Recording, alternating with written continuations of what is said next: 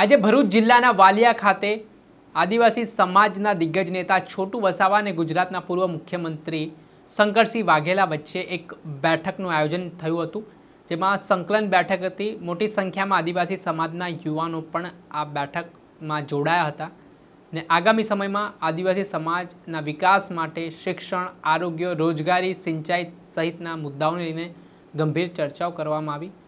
મહેશ વસાવાએ ધારાસભ્ય ચૈતર વસાવાને જે સજા થઈ છે તે મામલે શું કહ્યું, વિગતે વાત કરી। વૈષ્ણવજન તો તેને કહીએ જે પીડ પરાઈ જાનાને રે। દર્શક મિત્રો, નવજીવન ન્યૂઝમાં આપનું સ્વાગત છે। હું છું ફૈઝાન।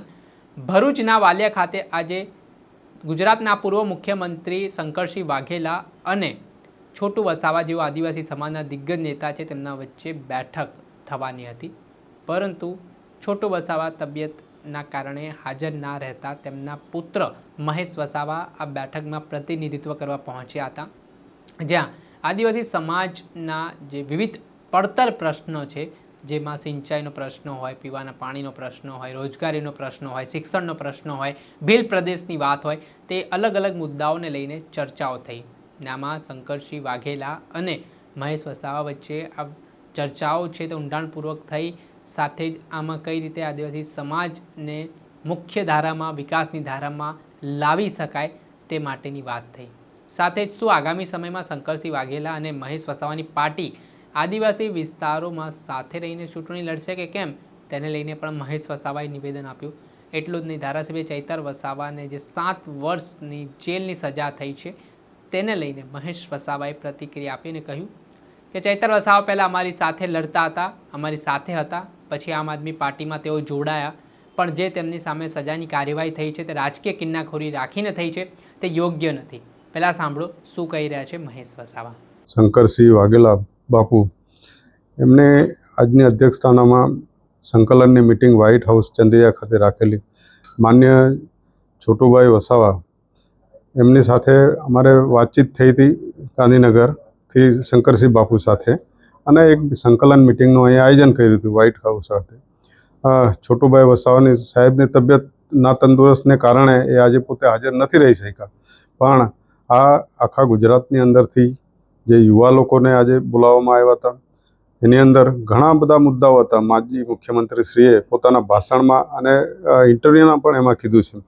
તો અમે આ એક કોલ ગુજરાતની અંદર આપ્યો છે કે આવનારા સમયની અંદર ગુજરાતમાં પરિવર્તન આવે અને ખાસ કરીને ગુજરાતના લોકોને શિક્ષણ, રોજગારી, સિંચાઈ અને ભીલ પ્રદેશ અલગ મળે એ જાતની આ આખી એક ચર્ચા હતી, અને એની અંદર શંકરસિંહ બાપુએ બધાએ કીધું છે। પણ ખાસ તો આજનો જે પ્રોગ્રામ હતો એટલો મતલબ યુવાનોને ઉત્સાહ અમે સોશિયલ મીડિયા પર મૂકેલા હતા, એના સોશિયલ મીડિયા પ્લેટફોર્મ પર અમારા મુદ્દાઓ મૂક્યા હતા, ને એને વાંચીને આજે યુવાનો સ્વયંભૂ બધા આવ્યા છે, એ બદલ એ બધાનો ખૂબ ખૂબ આભાર। અને સાથે સાથે અમારી જે ડિમાન્ડ છે, છોટુભાઈ વસાવા વર્ષોથી એક આદિવાસી મસીહા તરીકે એમણે જે કામ કર્યું છે જળ, જમીન, જંગલો માટે, ભવિષ્યમાં બિરસા દાદા પણ ભૂતકાળમાં લડ્યા છે અને ભવિષ્યની અંદર છોટુભાઈ વસાવા પણ આજે લડે છે, તો એ લડત આગળ કેવી રીતે લઈ જાય। 1995ની અંદર માન્ય શંકરસિંહ બાપુ જ્યારે મુખ્યમંત્રી હતા ત્યારે છોટુભાઈ વસાવા પણ એમની સાથે ધારાસભ્ય તરીકે હતા, અને ગુજરાત પેટર્ન તરીકે પહેલાં મહારાષ્ટ્ર પેટર્ન હતી એ આખું મોડલ ઉઠાવીને ગુજરાત પેટર્ન લાગુ કરાવી શંકરસિંહ બાબુએ 1997ની અંદર લાગુ કરી, અને સમગ્ર ગુજરાતની અંદર અત્યારે કરોડો રૂપિયાનું 15,000 કરોડ રૂપિયાનું ટ્રાઇબલનું બજેટ આટલા વર્ષોથી આવે છે, અને દરેક પંચાયતોને, દરેક તાલુકા પંચાયત, જિલ્લા પંચાયત, ગ્રામ પંચાયતોને મળે છે, અને એનાથી ઘણો આજે વિકાસ થાય છે, અને એ લડતને આગળ લઈ જાય। શિડ્યુલ 5, શિડ્યુલ 6, પૈસા 1 અને આવનારા સમયની અંદર રૂઢિગત ગ્રામ સભાઓ મારફતે પણ જે ટ્રાઇબલની અંદર જે ખનિજોની જે લૂંટ ચાલી રહી છે, ખનિજો હોય, પાણી હોય, જંગલ હોય, રેતી હોય, પથ્થર હોય, સિલિકા હોય, એ ટ્રાઇબલને કોઈ એ પોતે માલિક છે, આદિવાસી માલિક હોવા છતાં બી આજે એનો ખનિજ બીજા લોકો લૂંટીને લઈ જાય છે। આજે આ લોકો એની અંદર મજૂરી કરે છે, તો એમની આ અમારી મુદ્દાસર લડત રહેશે। સંકલન બેઠકનો ઉદ્દેશનો શું આવનાર સમયમાં વિધાનસભામાં શંકરસિંહ બાપુ સાથે છોટુભાઈ વસાવાને તમે વિધાનસભામાં ચૂંટણી લડશો?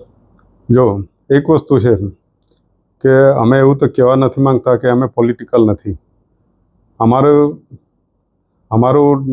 એ જ લોહી જ અમારું પોલિટિકલ છે પહેલેથી, બરાબર છે. માન્ય અમારા મોહન નરસિંહ વસાવા છોટુભાઈના સસરા 1952માં ફર્સ્ટ ટાઈમ ઇલેક્શન થયું જ્યારે દેશ આઝાદ થયો 1947માં, અને જ્યારે સંવિધાન 50માં લાગુ થયા પછી ઇલેક્શન જે ફર્સ્ટ ટાઈમ થયા ત્યારે બોમ્બે શહેરના ધારાસભ્ય હતા ને એ પણ આ છોટુભાઈ જે લડતા હતા જળ જમીન જંગલ બિરસાતા હતા એ માટે એ જમીનદારો સામે અહીં ગાડી લડ્યા ને એ જ જમીનદારોએ એમનું મર્ડર કરવામાં આવ્યું. મર્ડર એવું કરવામાં આવ્યું કે એને માથાથી ધડ અલગ કરી નાખ્યું. એનો એક સાથી મિત્ર હતો, એને બી કાનમાં ભાલો મારીને માર નાખ્યો.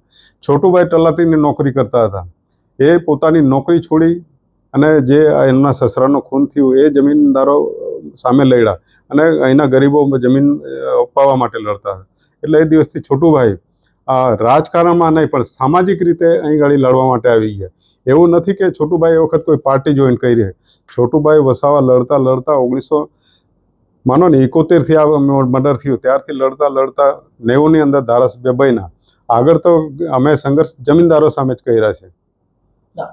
મેન મુદ્દો જે હતો, શું શંકરસિંહ બાપુ સાથે છોટુભાઈ વસાવા અને તમે કોઈ નવી પાર્ટી ઊભી કરી વિધાનસભા લડશો કે કેમ? જો પાર્ટી તો છે જ, શંકરસિંહ બાપુની બી પણ છે. હા, જનશક્તિ ડેમોક્રેટિક પાર્ટી છે એમને. અમારી બીટીપી પાર્ટી છે. બીટીપી પાર્ટી એવું નથી કે બીટીપી પાર્ટી વખોડાઈ ગઈ કે કોઈમાં મર્જર કરી નાખી. એ આજે ચાલુ છે બીટીપી પાર્ટી. આવનારા સમયની અંદર જે કંઈ આંતરિક ઝઘડાઓ અમારા હતા એ અત્યારે સમાપ્ત થઈ ગયા છે. અને જેને જ્યારે બી સમય કદાચ એવો આવતો હોય, કોઈ ઘણા લોકોને સાથી મિત્રોને કદાચ છોટુભાઈને નહીં હોય, મને નહીં હોય, પણ આજુબાજુ કંઈ થોડાક સત્તાને લાલચને લીધે થોડું ઘણું આ ડિસ્પ્યુટ થયું હોય એવું અમારી મનમાં લાગે છે. અને એના કારણે આજે છોટુભાઈ વસાવે કે અમારે એકલું ભોગવવું નથી પડ્યું, સમગ્ર કાર્યકરોને પણ ભોગવવું પડે છે અને સમાજને પણ જે મૂળ લડત હતી એ ફરી પાછી ચાલુ કરવાની છે. એટલે ભીલ પ્રદેશની અમે જે ડિમાન્ડ કરી છે, જે આર્થિક પરિસ્થિતિની જે શંકરસિંહ બાપુએ વાત કર્યું કે ગુજરાતમાં દારૂબંધી જે છે એનાથી ઘણું મોટું નુકસાન થઈ રહ્યું છે, એની કરતાં ઇન્કમ આવે તો બધાને ફ્રી શિક્ષણ આપીએ, આરોગ્યમાં ફ્રી આપવાની વાત કરી ને એ બહુ મોટી ઇન્કમ છે. આ દારૂ એટલા માટે કે ડુપ્લિકેટ અત્યારે દારૂ આ બધું સાઇટોમાંથી આવે છે અને ગુજરાતમાં તમે જોઈશો કેટલી બધી ફેક્ટરીઓ પકડાય છે. જ્યાં ગાંધીજી બાપુ જ્યાં જે હિમાયતી હતા કે દારૂબંધી હોવી જોઈએ, ત્યાં પણ આજે હમણાં જ ફેક્ટરી પકડાઈ છે. તો એના કારણે જે ડુપ્લિકેટ દારૂ પીને સમાજ જે મરી રહ્યો છે, એવું નથી કે એકલા આદિવાસી લોકો મરી રહ્યા છે, ઘણા બધા યુવાનો બધા મરી જાય છે. આજે કેટલી બહેનો વિધવા થાય છે, એના બાળકો આજે મજૂર બને છે. તો એની માટે છૂટ છે. કોઈ આજે દૂધ ખરાબ મળતું હોય તો કોઈ દૂધ લેવા નહીં જાય ખરાબ, પણ જ્યાં સાચું મળતું હોય ત્યાં એ રીતે લેવા જાય છે. એ રીતે દારૂની વાત છે. અને ઇનકેસ કદાચ મોવડાની જે વાત કરી એમણે કે મોવડો અમારા બાપ દાદા 100 વર્ષ જીવતા, એનાથી ઉપર વધારે જીવ્યા છે, એમાં કોઈ નુકસાન નથી. અને આજે એને જો બ્રાન્ડ બનાવવામાં આવે, શંકરસિંહ બાપુએ કે દુનિયામાં એની જેવી કોઈ બ્રાન્ડ નથી. એ આજે 50 રૂપિયા 100 રૂપિયામાં બાટલો મળે છે, જે જ્યાં બી કોઈ એ કરે. બીજા તો ડુપ્લિકેટ મળે છે, પણ જો એને બ્રાન્ડ બનાવીને આપે તો 2000ની પણ એ બોટલ બની શકે, તો એ પણ મોટી ઇન્કમ થાય એવી છે. છેલ્લો સવાલ, ચૈતર વસાવાને જે 7 વર્ષની સજા થઈ તે બાબતે તમે શું કહેવું છો? જો ચૈતરભાઈ બી અમારી સાથે જ હતા. ચૈતરભાઈ અમારા જ એનાથી લડ્યા છે. ચૈતરભાઈ બોલતા હતા ને લડતા હતા. અમે કોઈ દિવસે ચૈતરભાઈને ડિસ્ટર્બ કર્યા નથી. આપ તમે જોયેલું કે અમારે કંઈ એવું ડિસ્ટર્બ નહીં હતા, પણ એ આમ આદમી પાર્ટી સાથે જોડાય. અમારું પહેલાં ગઠબંધન આમ આદમી પાર્ટી સાથે હતું, પણ સંજોગો વસાતે એમની સાથે તૂટી ગયું ને એમને આમ આદમી પાર્ટીમાં ગયા અને ત્યાં સફળતા બી મળી, કેમ કે છેલ્લો ટાઈમ હતો એટલે ત્યાંના લોકોએ મનાપ બનાવી લીધું એટલે ધારાસભ્ય બની ગયા. પણ એમણે જે લડત ચલાવી એમાં કંઈ વાંધો નથી. એ લડતા અમે કોઈ દિવસે એમની માટે અવરોધ પણ નથી કર્યો. અમે એમના વિરુદ્ધમાં કોઈ દિવસે એટલા ખરાબ સ્ટેટમેન્ટ, પણ મેન કે જે સજા થઈ છે એ સજા બિલકુલ કિન્નાખોરી થઈને આ સજા કરવામાં આવી છે. કેમ કે કાલે કોઈ પણ માણસને આવી રીતે જે માણસ લડતા હોય, અમે વર્ષો સુધી જેલ ભોગવી છે. અમારી પર 35 કેસો છે, છોટુભાઈ પર 40-50 કેસો છે. એવું નથી, બીજા અમારા સમાજના કે અમારા કાર્યકરો કોઈ પણ સમાજના લોકો લડતા એની પર હજારો કેસો થયા છે. હવે આ એક સામાન્ય કેસ, હવે એની અંદર કેવી રીતે પુરાવા મળ્યા છે શું છે કંઈ એટલું છે નથી. ફાયરિંગો તો બધા બહુ થાય છે ને, બીજે બી ફાયરિંગો થયા છે, પણ આખી આ કડી આ લોકોની મેલી મુરાદ થઈ અને આ લડતને ડામવા માટે જે ટ્રાઇબલો માટે લડે, અમે તો હંમેશા છોટુભાઈને અમે કે હંમેશા લોકો માટે સંઘર્ષ કોઈ બી માણસ કરતો હોય, લોકોના જો અધિકારો મળતા હોય તો કોઈ પણ માણસ લડતો હોય એને અમે સપોર્ટ કરીએ છીએ. જે આપણે સાંભળ્યા હતા ડેડિયાપાડાના પૂર્વ ધારાસભ્ય મહેશ વસાવા. હાલ તેમનું મોટું નિવેદન સામે આવ્યું છે અને ચૈતર વસાવાના જેલવાસને લઈને તેમણે વાત કરી છે. કહ્યું છે કે અમારી સામે પણ ગુનાઓ નોંધાયા છે, અમને પણ જેલ જવું પડ્યું છે, પણ જે સરકારે કિન્નાખોરી રાખીને આ કેસમાં કાર્યવાહી કરી છે તે યોગ્ય નથી ને આના જ કારણે હવે રાજકારણ ગરમાવાની શરૂઆત થઈ છે.